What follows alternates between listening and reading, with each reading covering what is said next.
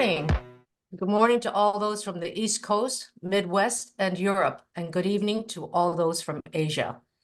Thank you to our outstanding speakers today for staying up so late from Indonesia and Singapore. Today, we are very fortunate to have two outstanding experts on the environment.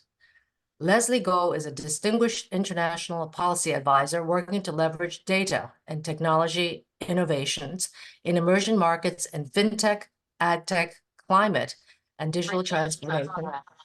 Whoops, I'm sorry. Sorry, I have a little bit of disturbance here. And we have Leslie is a Rockefeller Bellagio Center resident and former Chief Technology Officer at the World Bank Group. She is also a current Fulbright Specialist, a Fellow at the Cambridge Center for Alternative Finance, and a Senior Research Fellow at the National University of Singapore, Lee Kuan Yew School of Public Policy. At the Bellagio Center, she is designing an innovation ecosystem with a multi-stakeholder partnership for carbon sequestration, exploring the benefits of biodiversity to achieve the triple win: healthy people, healthy planet, and healthy economy. Thank you, Leslie, for joining us today. Dr. Bo Bai is the executive chairman and co-founder of the Metaverse Green Exchange, MVGX. He previously founded the Asia Green Fund, an award-winning impact private equity firm with around 2 billion assets under management. Dr. Bai was a partner and managing director for Warburg Pincus, where he led its investment in the energy, industrials, and business service sector in Asia. He's also worked at First Reserve Corporation and Goldman Sachs.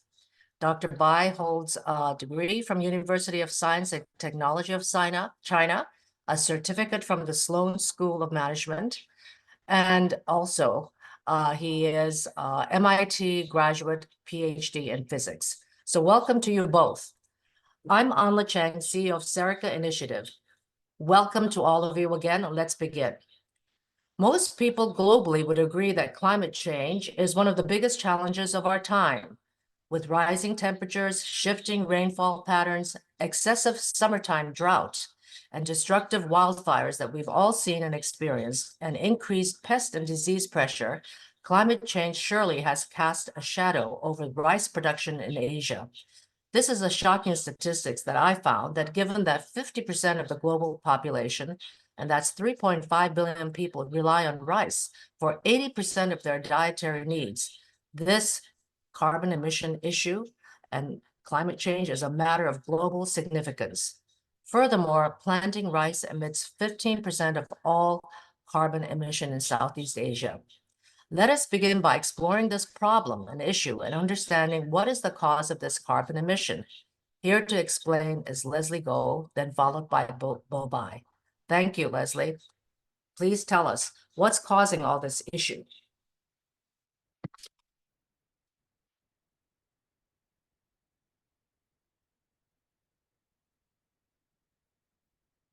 Thank you so much, Anla. I'm honored to be here. You have always been such an inspiration for me over the years and a great mentor.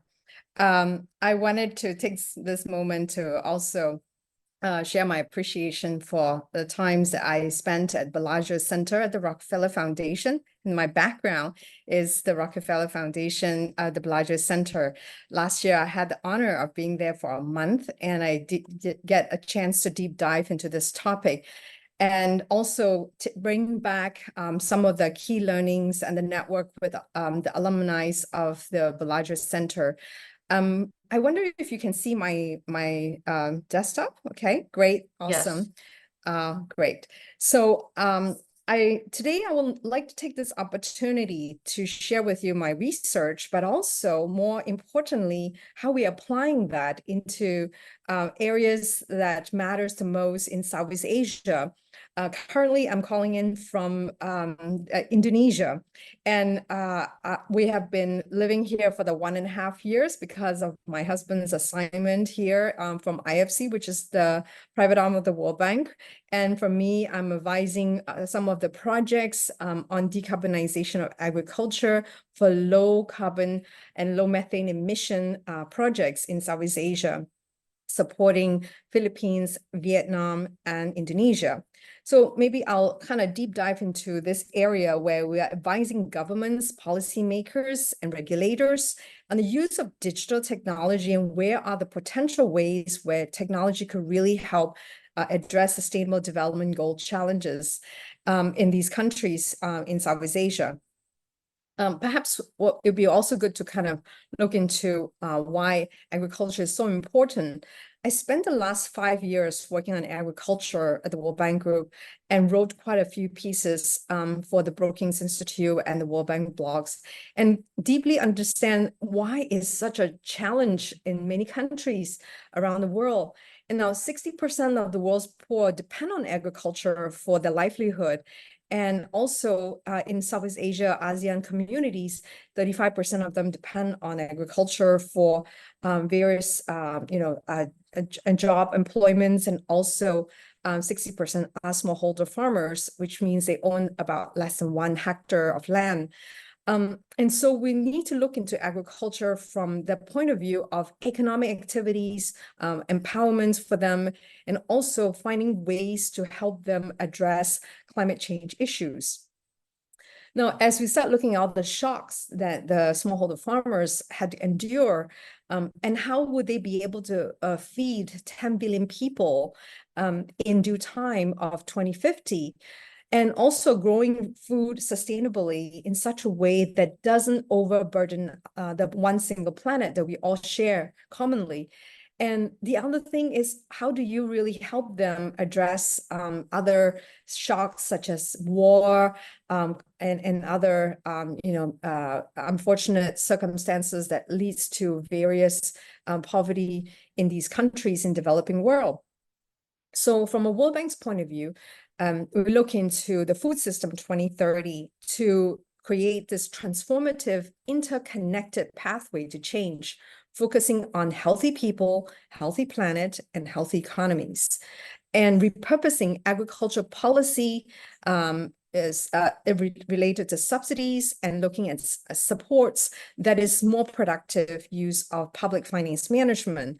Then when you think about Food System 2030, it's about providing technical advice and analytical support to governments for policy reforms and piloting these innovative solutions that can be done in a fairly quick way in these countries that I'm working in, and to help the countries build greater resilience to address food security challenges and climate risk.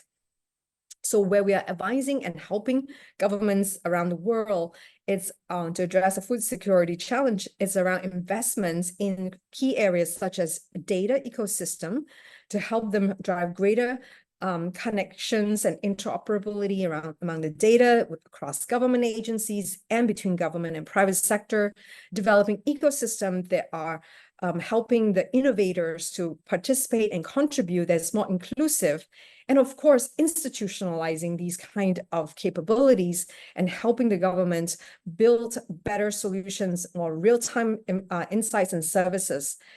And let's bring it to Asia, for example, how we are really making that happen. And the big bets that Vietnam government is announcing to the world at COP28 for 1 million hectare low emission rice for high quality rice production in Vietnam.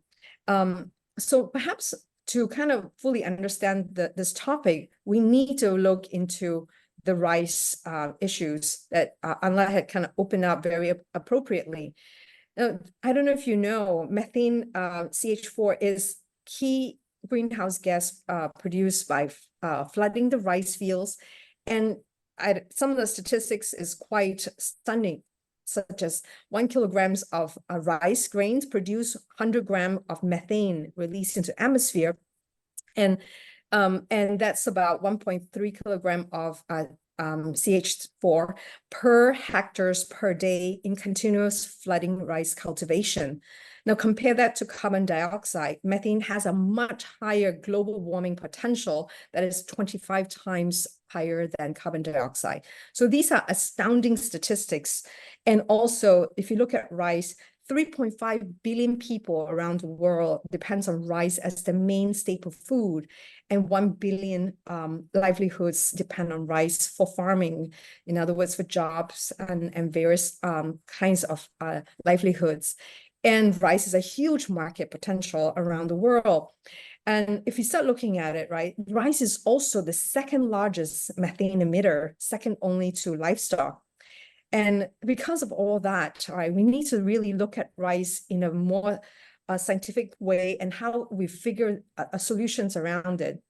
Now, if you look at Vietnam, rice is the highest methane emission compared to other countries. So a very important problem to solve.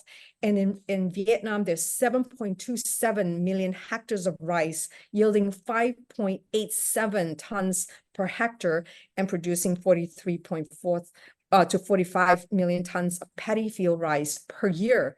So if you start thinking about these numbers, it is significant. And what has World Bank been doing on this?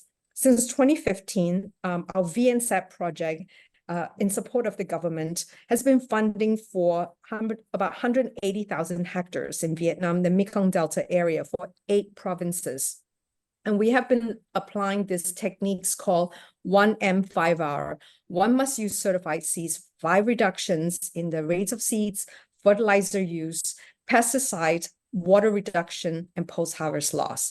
And the stats here has kind of indicated scientifically how we have been able to reduce all these natural resources, as well as increase the farmer's net profit compared to traditional farming method. And if it's done right, it has the potential of reducing 1.5 million tons of carbon CO2 in these projects. But at that time, we did not focus on the carbon, the methane emissions, but it was measured and to show from the sampling sites that these projects, through this systematic approach, are able to reduce methane emission. And now what we're looking at is how do we create a project and support for the government in 3 components. One component is around climate smart agriculture using the 1M5R reduction in all these resources. The other one is focusing on digital MRV, monitoring, reporting, and verification to ensure that the carbon sequestered from these projects is of high quality, can be validated, highly traceable through a robust data architecture. And lastly, connecting that to the carbon market. Now, if we can somehow find a way through a financing mechanism using this carbon credits as a way to generate new source of financing that can then funnel back to the smallholder farmers to incentivize them for behavior change to adopt these kind of climate smart agriculture method. And that kind of method is what we're looking at in a holistic approach. The project is getting designed right now as we're speaking to support the government in terms of financing and technical support. Now, if we start looking at the entire ecosystem, it requires all key stakeholders, from government to government, multi-development institutions such as the World Bank, the NGOs, philanthropic organization, academia to come together. And then we have the agriculture off-takers in the private sector, the ag techs, the tech innovators. And then there's also venture builder, incubators, VCs, and all sorts. Now, centered around this is the smallholder farmer, who are the key beneficiary of this kind of innovation. Now, we have been embarking on this journey in the early phase, testing the idea, talking to different private sector partners, and seeing how we can pilot this together, not just in Vietnam and other countries in Southeast Asia. And the hope is that we can scale out this kind of pilots and make it more viable. Now, the whole idea is, can we imagine a world where we address climate crisis, promote sustainable agriculture, and ensure food security for all? With that vision, I hope that today's talk will help think about ways where every one of us has a role to play to create this kind of triple win of healthy people, healthy planet, and healthy economy.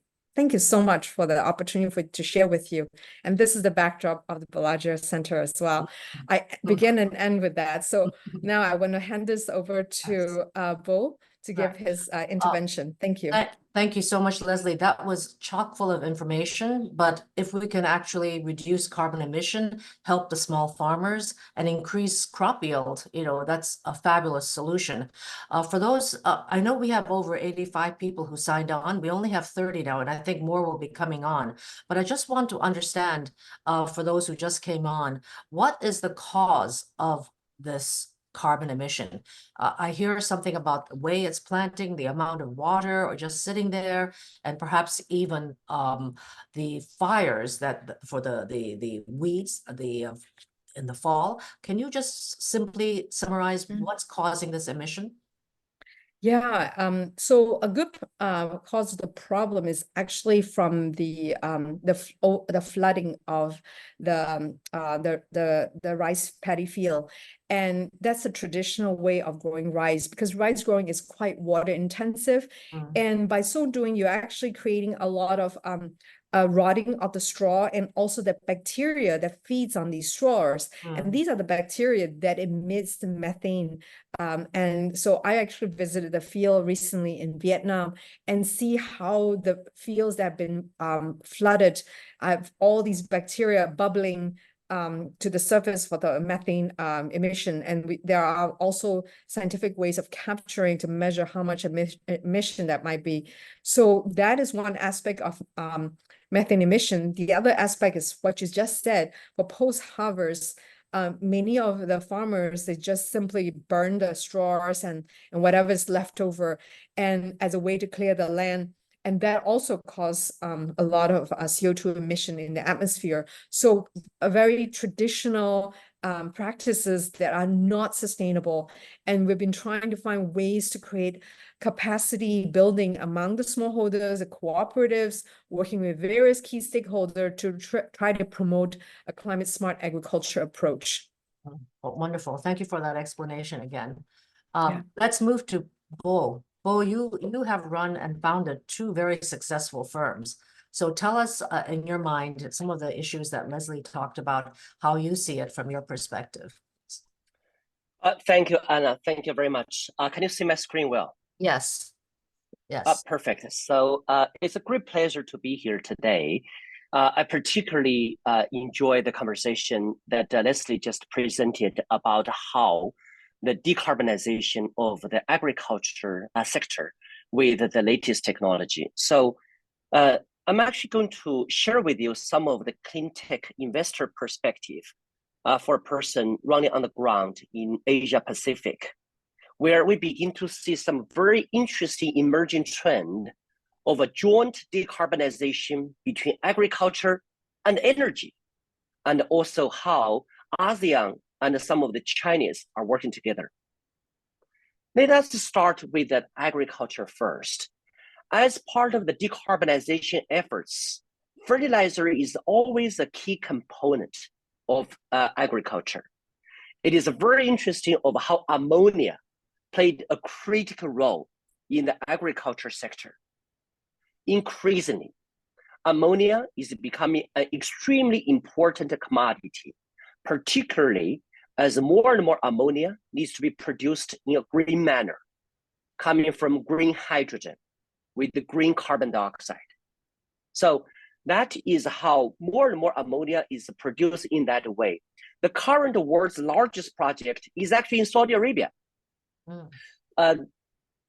Aqua, the largest utility company there, together with the Air Products, are building the largest green hydrogen and green ammonia projects with billions of dollars and the transport to European Union for both agriculture usage, but at the same time for energy usage, because for long distance transportation, ammonia is a very possible way of transporting green hydrogen across continent.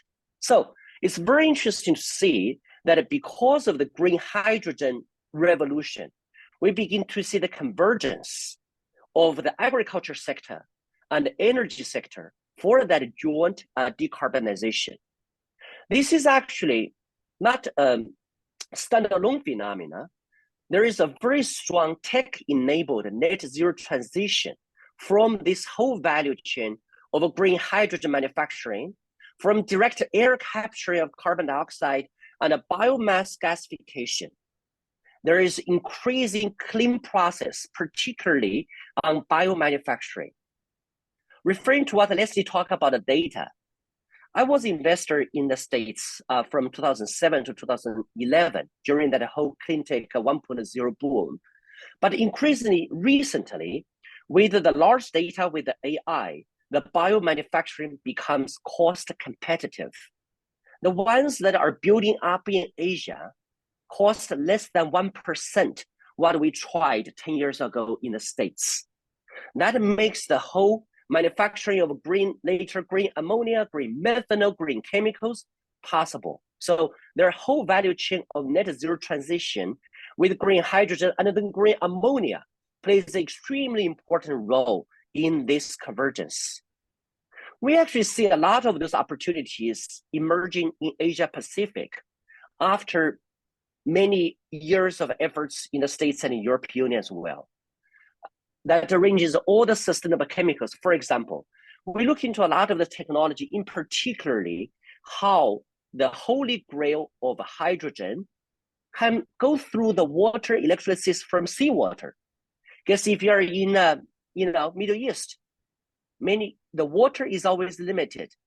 In order to have the proper seawater electrolysis process to produce hydrogen, to go down the whole path of decarbonizing agriculture and the energy sector, you need a technology. And that technology, the next generation, is the ionic exchange membrane and then the corresponding electrodes and electrolyzers. That market is just getting started.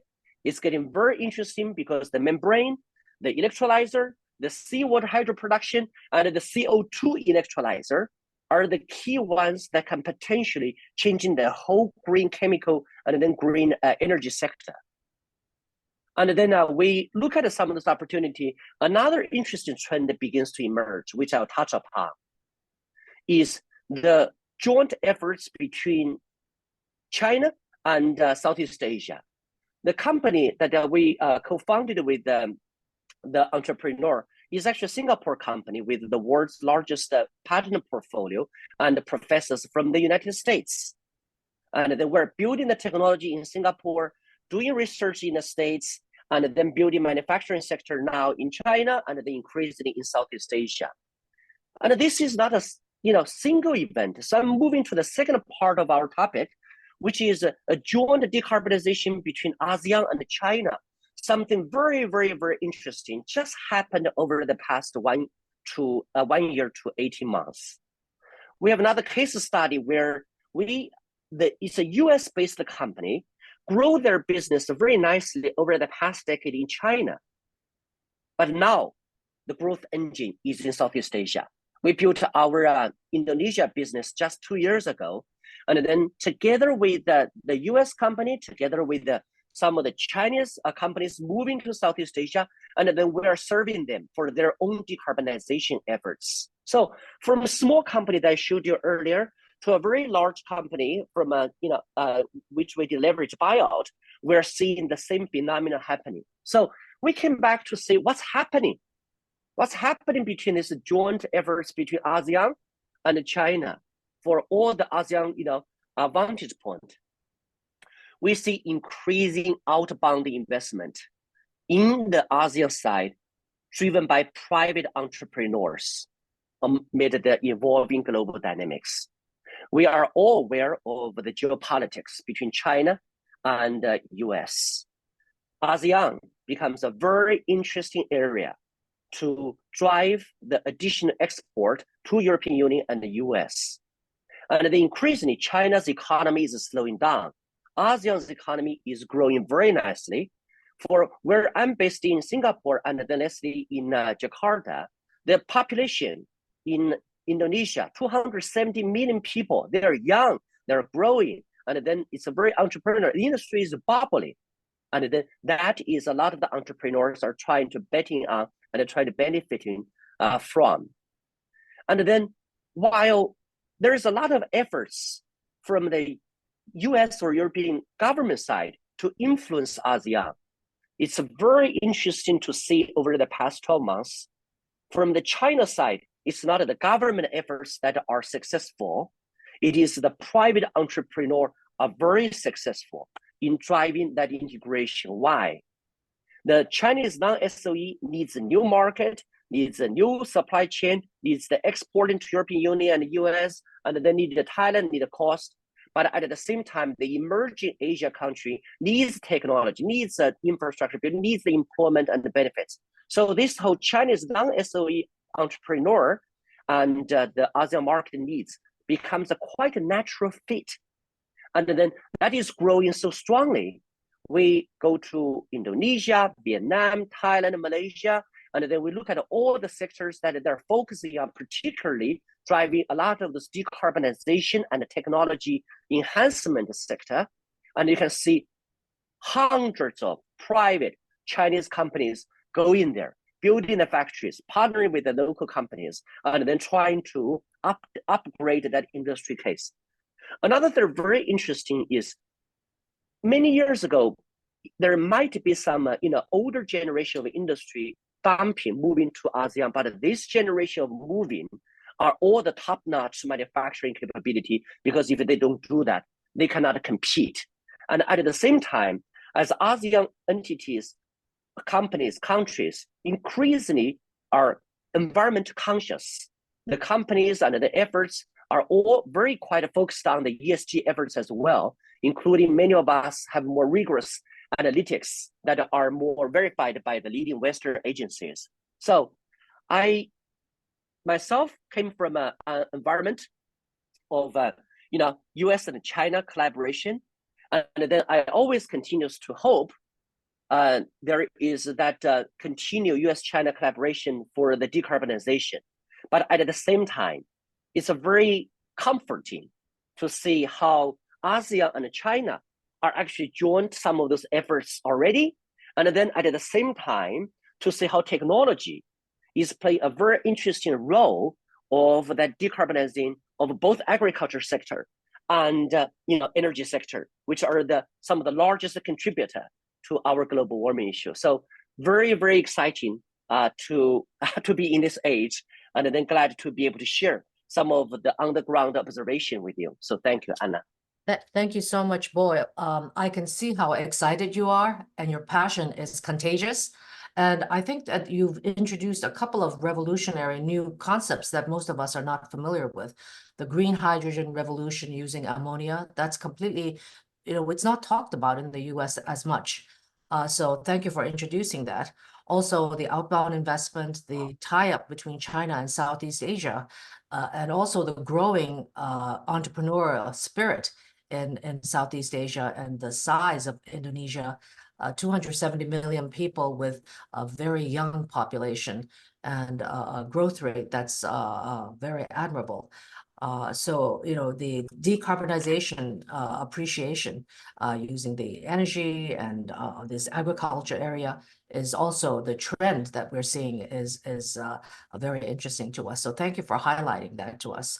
So why don't we move into some of the questions, and perhaps because you just finished speaking, I'd like to ask you first, Bo, how does MVGX approach this challenge of accurately measuring and verifying carbon credits in the agricultural sector, especially in the developing countries?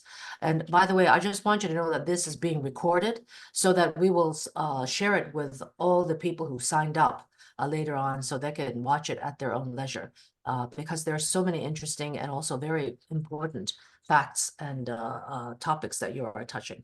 So can you address that accurately measuring your Sure.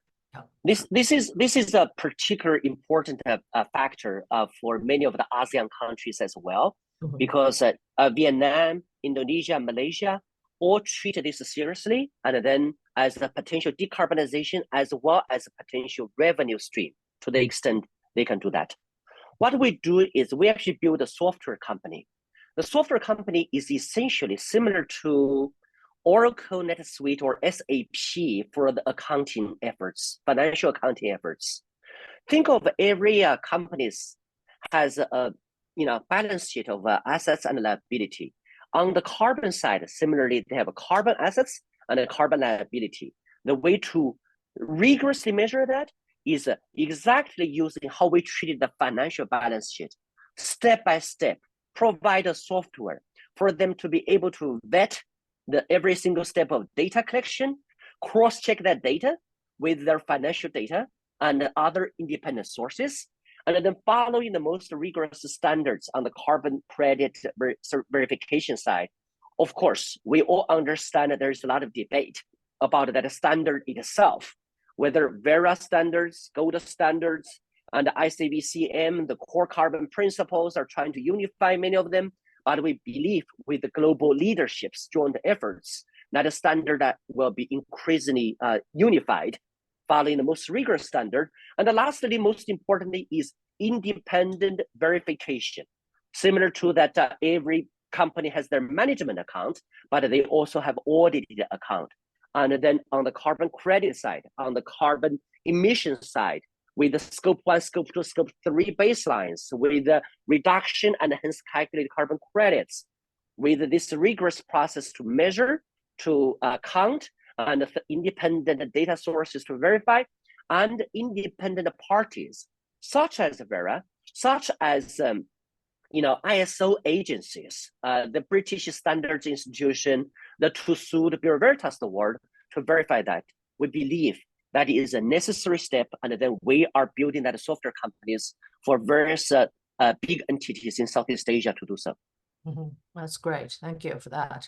Leslie, can we just go back to the Emission Rice Initiative?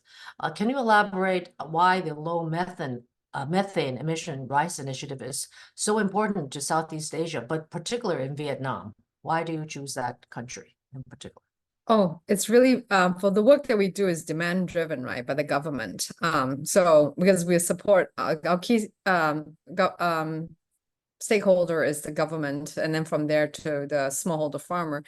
And of all the countries in Southeast Asia, Vietnam has been one of the most progressive, very organized, and very diligent in trying to make sure that they address this challenge, and knowing how rice is such a wicked problem. There's such dependency on rice. And so from that perspective, the potential is huge. And we have been supporting them since 2015 with our VNSAT project. In 2022, our project team completed it and documented the scientific evidence that's been gathered to really show the potential out of the 180,000 hectares, the types of that are using the methodology working in close connection with IRRI, which is Institute for Rice in Manila. In the Philippines, they have been able to demonstrate scientifically the methods that is very much repeatable. And so from this, I think the government decided to scale up to 1 million hectare, but Vietnam has more than 1 million hectares. So if they can really do it 1 million, they can continue on with this approach to all the entire population, the entire country for the rice. And rice is such an important commodity for Vietnam, not just for internal consumption, but for export as well. So I think the upside potential is significant if we can really do it right at scale. Okay, that's good to know. Thank you for that. Yeah. And to both of you, what are the primary obstacles and challenges you've encountered in promoting low methane emission initiatives in Southeast Asia, and how do you go about addressing them? Do you want to start, Bo? Sure. So the first one is different from a US and a China market. The Southeast Asia market is much more fragmented, and there are many countries. And every country has a different policies and rules, and then business norms. So that challenge is quite substantial, which is why, in terms of our solution for now, has been more focused on a few countries of very large scale, particularly Indonesia, Vietnam, Thailand, and Malaysia, and then to help work on these decarbonization efforts. So I think that's probably the first significant challenge. The second significant challenge is decarbonization and the global low carbon movement is very much coming from European Union and US. It is something that requires a fair amount of education and then frankly the whole stakeholder building up process, which is why I think what World Bank is doing, led by Leslie and then other colleagues, are super important in this market to help people understand why these things matters. And then we are investment firm, we are private entrepreneurs, and then we can only be focused on more micro stuff. But you need a policy support, you need a government to understand, you need those ministers to realize how important these matters are so that they put the right policy to support these efforts. So I think that requires a lot of sharing and meetings and capacity building. Mhm. Thank you for that, Bo. And like Leslie said earlier, it's not only the government, you need all parties, the corporations, the NGOs, the academia, et cetera, all partnering to make people aware, all the different sectors to collaborate. Leslie, what is your thought on this? Well, some of the challenges that I face working in these communities, because agriculture is quite a hard sector to transform, and it's a very conservative sector as well, one that doesn't adopt new technology very easily. And many of them are of low literacy and low education levels. So they tend to gravitate towards whatever tradition that's been passed down for generations. And that's why even adopting the method I was just describing took many years, since 2015, right? With a lot of patience capital. And I have to say, this is a long-term kind of investment in order to move the needle. Because if you talk to the smallholder farmer, and I visited quite a lot of them regularly, and the key priority is not about climate. They worry about how do they put food on the table? How do they get a decent living? How do they support the basic sustenance for the family? And then you hit them with the climate change issues like El Nino, in the Philippines. There's no space for them to think about global good like climate change, right? For them, it's about basic day-to-day, because they're dealing with people who live below the poverty lines in many cases in Southeast Asia. And so the key question is, how do you bring something that will help them increase productivity, increase revenue for them, right? And also find a way to incentivize them to change their agriculture farming method. And we discovered that the whole carbon credits could be a new funding potential, but we have not tested it out. It is a promise that could yield potential. It has to be tested, but it will reach some level of friction along the way. So we have to find ways like using technology in a very, very fluid, very easy to use, somehow combining technology with human touch in order to bring that adoption to the next level and scale it up. I think this is an experiment worth having, but it's going to take time because in principle, it sounds great. But in reality, when rubber meets the road and you meet the farmers where they are, it's a different world completely. So it's as a technologist, I have to admit, sometimes I have to figure a way to simplify, to make it affordable so that the farmers can use it and be able to cultivate rice sustainably. So that's the challenge I live in. Thank you for describing that. I think the words you've used, patient capital and long-term investment in capital. And also I can just imagine you, Leslie, going to the small farmers and saying, you're the technology expert and you're freaking them out, right? Because all they want to know is, how are you going to increase my income for me? And how is it going to improve my life? So good for you for making all that effort. So that's very much appreciated. And also, Bo, I think what you say that policy is the challenges, and that you need the governmental policy all around, also very important. So moving along, we want to talk about cross-border partnership and collaboration. So on that front, what are the key factors for cross-border partnership and collaboration? And then also in developing the sustainability in the low carbon initiative area. So Leslie, you want to start there first? Sure. Or you could. Yeah, so I think one of the things that I've tried to encourage countries to think about is in ASEAN, there's 10 countries, right? And I was born in Singapore, and I still always carry the Singapore flag because there's so much Singapore can offer in the ASEAN region as it pertains to sustainability. Singapore come up with this 30 by 30 plan. And also the ability to, the design of the financial, ecosystem to support climate change and green finance, and a robust architecture for data, and also harmonization of these scope 1 to 3 standards and such. So I think there's so much Singapore can do to help the surrounding countries while still working their way through the digital maturity curve.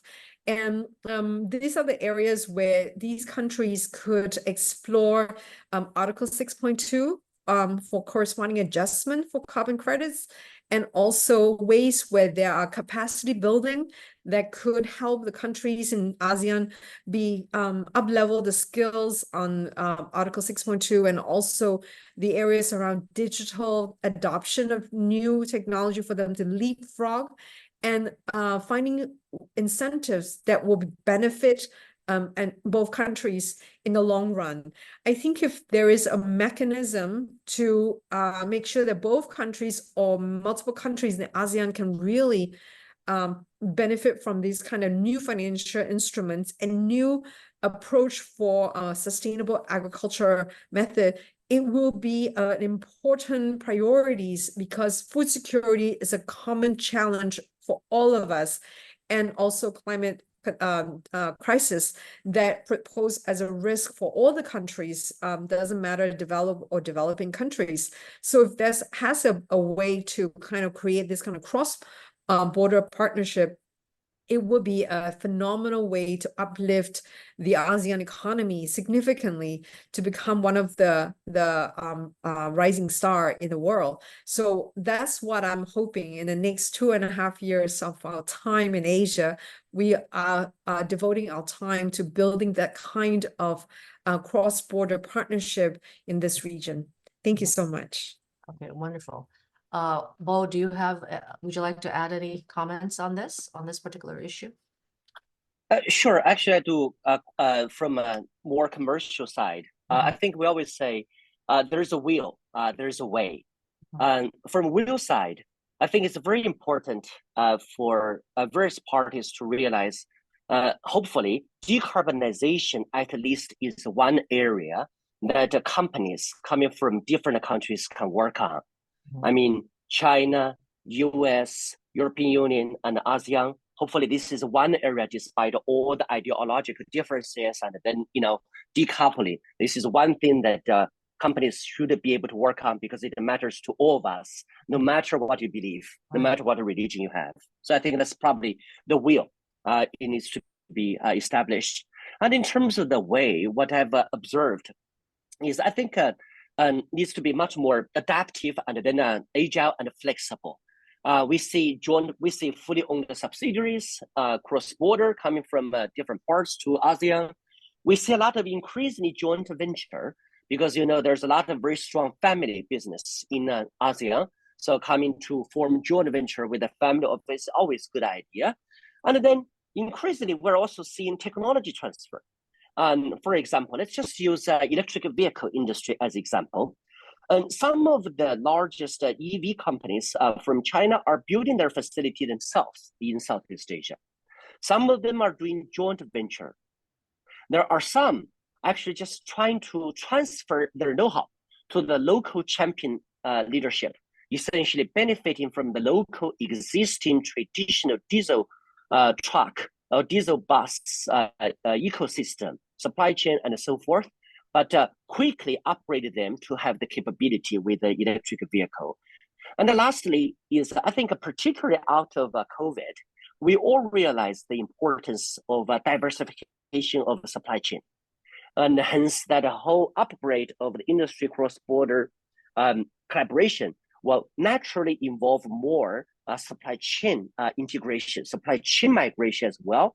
And lastly, in this whole world of decarbonization, increasingly stringent carbon reporting, CBAM, carbon border adjustment tax, the European carbon tax, and ISSB, the International Sustainability Support Board, similar to IASB reporting, will require a lot of scope 1 to 3 reporting, and that matters tremendously for supply chain and then for cross-border business to jointly to be able to do that. So I think all these are just ways to achieve the will. So there's a will and there must be a way. So I said earlier, the determination and the passion by both of you are so inspirational. So we really appreciate your providing us this insight. Also, just on our next issue, could you share insights on the innovative technologies or methods that MVGX is exploring or implementing to enhance sustainable agricultural practices? You may have touched upon this a little bit earlier, but maybe we could elaborate a little more. Do you want to take that first, Paul? Sure. So through our investment efforts, for example, we have been able to backing entrepreneurs to produce much more sustainable pesticide. Pesticide used to be much more chemical process, but biomanufacturing, which is essentially based on enzyme and microbes in the right condition, temperature, and pressure, can better convert one chemicals to another chemical. And then pesticide is one of that we have been able to commercialize. And then it's very fastly replacing some of the old dirty chemical processes. So in the whole agriculture business, there are actually a lot of chemicals involved in that whole growing and efforts. So building a green sustainable chemical business is extremely important to build a sustainable agriculture business. So we're backing a lot of latest clean tech to drive that. Number two is, as we talked about earlier, the whole MRV, measurement, reporting, and verification for the agriculture industry, being able to follow the supply chain, to keep track, and then use technology to be able to establish the benchmark, the baseline, and then generate the reporting, and then decarbonization, created carbon credits, and so forth. So from both physics technology, including chemistry, biology, and physics, as well as digital technology, there are various ways that we are building, and then we are also investing into companies doing so. Okay, that's great. Green, sustainable pesticides, and then measurement, reform, verification, all using some kind of new technology, biomanufacturing. Those are very exciting areas. Leslie, how about yourself? Do you want to add to this conversation about what kind of insights and innovative technologies you're seeing or you're using yourself?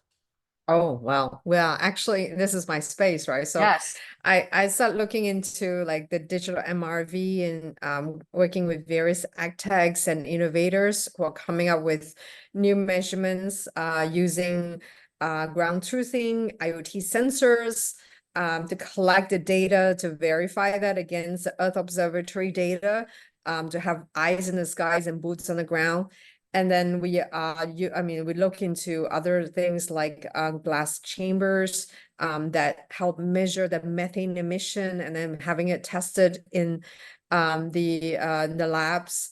And the other parts is also finding ways where you can make sure that the data architecture that is designed for this is robust in order to withstand the kind of the standards that needs to be harmonized for the measurements, and also the ways to track and trace these carbon credits that are curated or sequestered from these projects.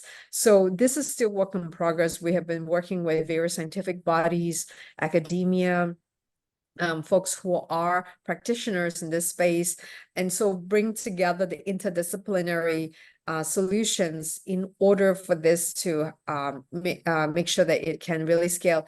And also the other challenge that we face is affordability, to make sure that these technology, the solutions that we're looking into are easier to roll out and easy to use. So we have a lot of other constraints that we are dealing with, but technology is definitely one where we are exploring with mechanization in order for us to be able to scale up to the 1 million hectare as an example.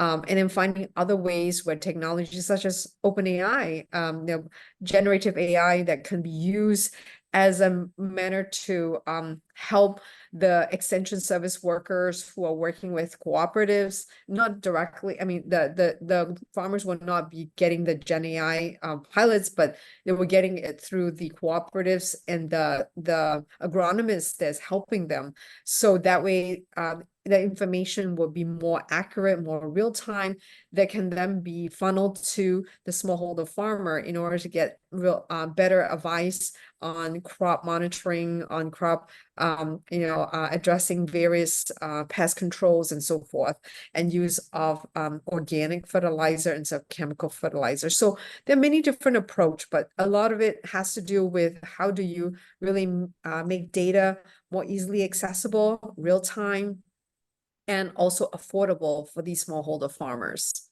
ultimately. Leslie, thank you for that. I can see how you're teaching and educating the farmers to including OpenAI. They're going to be so savvy. Well, India is already doing that. I mean, they've just piloted that recently. Yeah. It's astounding. Yes. Yeah. So You democratize data, yeah, amazing. basically. Yeah. So this is talking about flattening of societies. Yeah. So that's great. So you're helping them leapfrog. Now I have about 3 or 4 more questions, but I'm so happy to see that we have one question from our audience. So if I may just jump to that question, because I see we only have 7 minutes left and I may not be able to get to my 4 questions, but the question is, what is our expert outlook on how green CapEx will grow, and will EVs be part of that? Old for new tech trade. Yeah, so that's the question. Does either of you want to?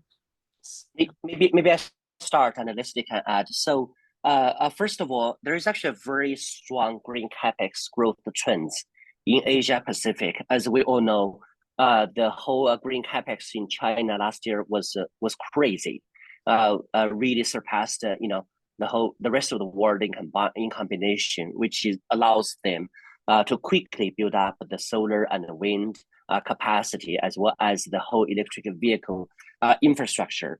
And we're seeing the same type of phenomenon step by step happening in Southeast Asia as well. Regarding the electric vehicle use new technology to swap in for the old one, we're actually seeing that phenomenon already.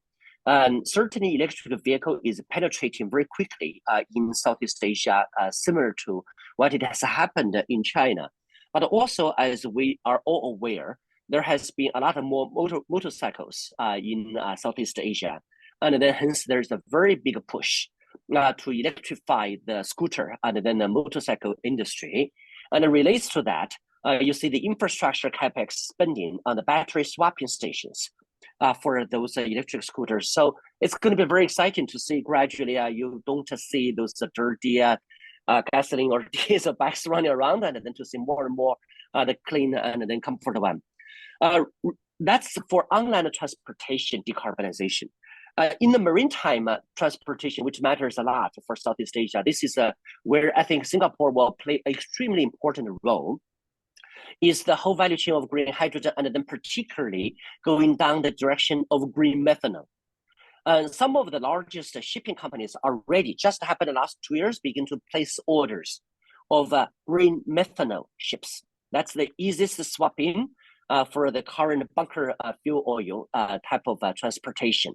So Singapore is uniquely positioned for this, is given it's a strong transportation center. So the government is putting a lot of incentive on the policies to support the research as well as the investments in this area. And we think over the course of the next few years, the maritime transportation decarbonization with the green methanol swapping in for some of the older dirty fuel will be very interesting to watch.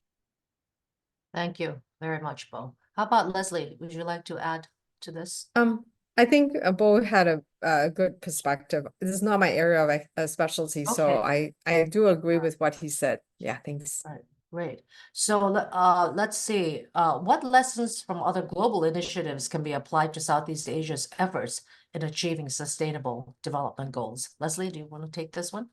Sure. I think from my observation, one important thing is diversification for farmers, right? In terms of for farmers who are rice farmers, they could also have a fish pond, or shrimp pond, or crayfish pond, or sometimes they even have ducks in the premise as a way to diversify and helping farmers build stronger resilience, because the high value crops from the livestock will help them in case there are crop failures or due to various weather condition.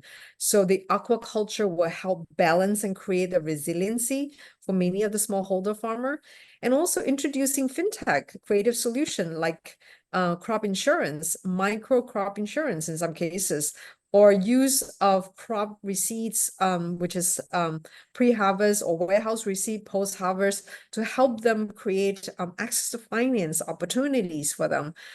This has been done in many other countries, including Ukraine.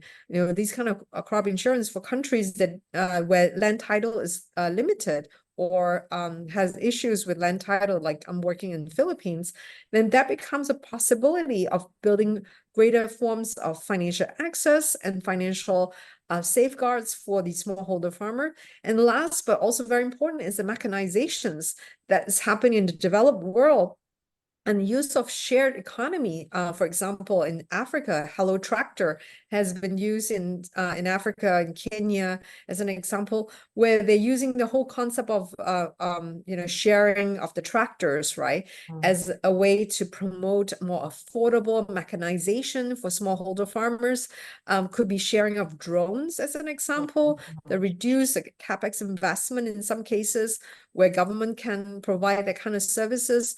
So I think these are the kind of things that have been tried in other countries that could be good in Southeast Asia to really increase the production yield, and also better methods for the smallholder farmer.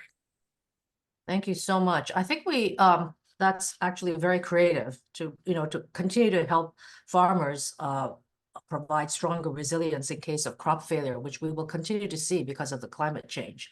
So that is great. And we have about 1 minute left. Would you like, we touched upon some future trends, but do you have additional future trends or emerging opportunities that you foresee in agriculture and low methane emission? Bo, do you want a quick 30 seconds, 10 seconds? Thank you. So indeed, I think we see a lot of potential of the advanced US and European technologies in this decarbonization for agriculture and energy sector being very well implemented in Southeast Asia.